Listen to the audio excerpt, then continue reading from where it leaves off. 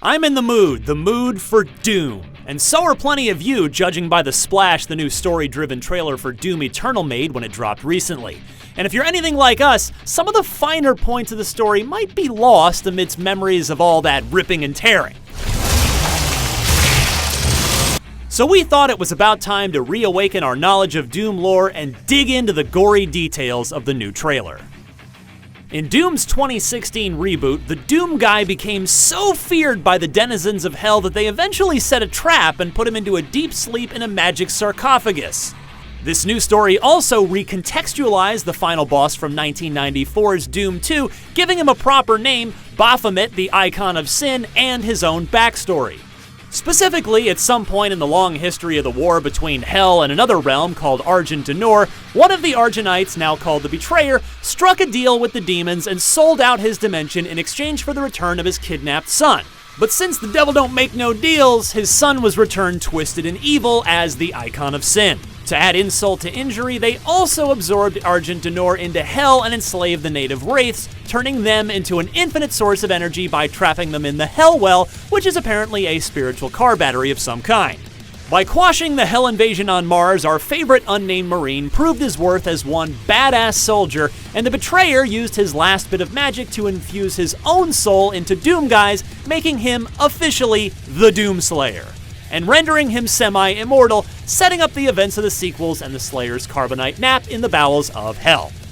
On humanity's side, Doom 2016 features a team of ill-informed scientists, namely Olivia Pierce and the cyborg version of Dr. Samuel Hayden, each trying to mess with interdimensional technology and strike deals with demons, both tactics that tend to blow up in your face 10 times out of 10. During human incursions into the Hell dimension to study their ability to siphon Argent energy from the Wraiths, a team uncovers the sarcophagus, Hayden wakes the Doomslayer, and a bunch of demons get ritually dismembered to a kick-ass metal soundtrack. Doomslayer puts a stop to the UAC's plan to use Argent energy as a power source in our dimension, and with the help of a mysterious ally called Seraphim, kills another cyber demon, 3 Hell Guards, and a spider mastermind. He recovers an artifact called the Helix Stone and uses it and an AI's accumulated power to reach the Hellwell and seal all portals between Hell and our dimension, for now.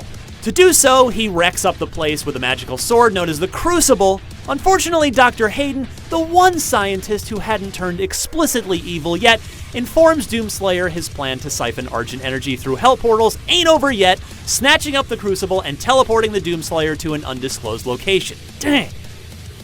With all these pieces in place, what can we learn from the new trailer for Doom Eternal, which promises to be more plot-heavy than any previous installment? Well, when we see Dr. Hayden in the new Doom Eternal trailer, it's quite clear things didn't go well for him. We don't know for sure if his consciousness still inhabits his cyborg frame, but it's been ripped in half and hangs lifelessly from a collection of wires and tubes. His robot body, not his consciousness. Meanwhile, the rest of Earth is suffering under the sort of unimaginable terror and unending pain you'd expect from a demonic conquest. Earth's moon is in pretty rough shape, and fiery demonic symbols now spread like a red-hot rash of evil on the surface.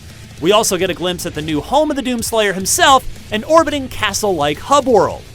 What we don't know is how this hub connects the parts and pieces of the game, or even how it connects to the story. Producer Marty Stratton mentioned it holds clues to Doomslayer's past, which you can uncover through exploring the hub if you need a break from slicing demons into thirds with the Argent energy power of the Crucible. We also get a look at the Night Sentinels standing at attention as Doomslayer walks by, but later we see them threatening the Doomslayer with the very lances they earlier held in his honor. We know Doomslayer is a feared legendary warrior, a member of the military force tasked with protecting the Argent D'Nor, but we know very little about the previous scope of his exploits since the Doom story basically started over with Doom 2016. Another interesting moment comes when we see a demon brandishing a battle axe imbued with Argent. The demon's armor looks suspiciously similar to the Doomslayer's own Praetor suit, and the demon even has a belt filled with shotgun ammunition. Is being a Doomslayer some corruptible role, or is Doomslayer himself a corruption of some hellish power? Doom Eternal comes out on March 20th, so we should have answers to a lot of our questions soon enough. For more on all things Doom Eternal, keep it locked right here to IGN.